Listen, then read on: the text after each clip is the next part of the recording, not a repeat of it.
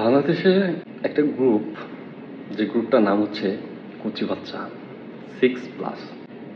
এই গ্রুপটার main motive হচ্ছে যারা ছোট ছোট বাচ্চা আছে, মানে 5 বছর, 6 বছর, 7 বছর, 8 বছর, তাদের নিয়ে বিভিন্ন রকম মন্তব্য করা।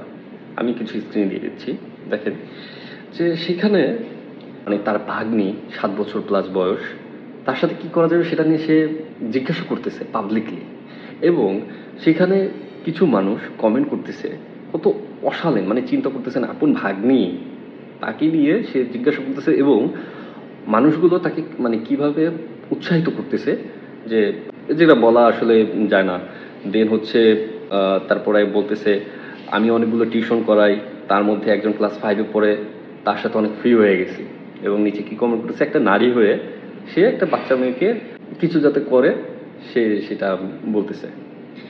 কেউ আবার ওইখানে অফার দিতেছে, কারো বোন, ভাগ্নি, ভাতিজি আছে 10-11 বছরের নিচে ভিতর, তাহলে ইনবক্স করতে বলতেছে। মানে কি করবে ইনবক্স করে?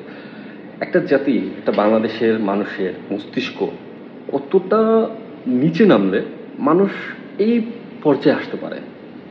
আমরা আমেরিকা না, আমরা মেক্সিকো না, আমরা কোনো ওয়েস্টার্ন কান্ট্রি না, আমরা একটা মুসলমান দেশের সন্তান। আমাদের বাঙালি সংস্কৃতিতেও এইসব কখনোই ছিল না। কিন্তু দেখেন কি করতেছে।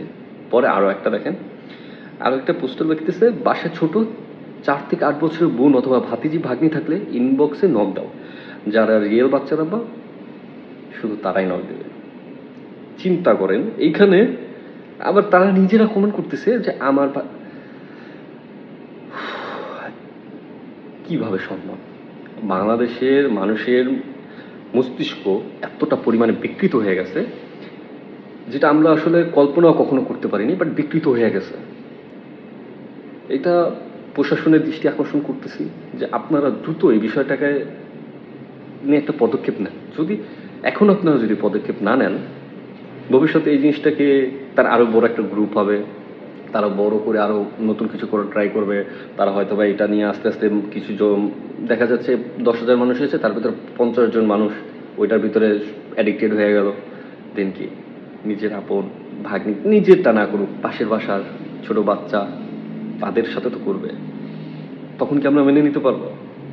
তো আমাদের এখনই এটা নিয়ে পদক্ষেপ নিতে হবে যে আমরা আমাদের যে সোশ্যাল মিডিয়া, এটাকে কিভাবে ব্যবহার করব, আর আমরা আমাদের সমাজকে কতটা পরিবর্তন করতে পারি। এখনই সময়, এটাই রাইট টাইম।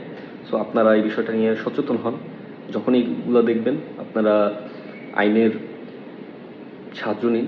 এটা আইন অবশ্যই সাহায্য করবে। আমি আমার মতন করে চেষ্টা করতেছি যে বের করার, কারাগারে এটার ইনভলভড আছে। তো আপনারাও চেষ্টা করেন, ইনশাআল্লাহ বাংলাদেশ থেকে এইসব জিনিস সব নির্মূল হয়ে যাবে।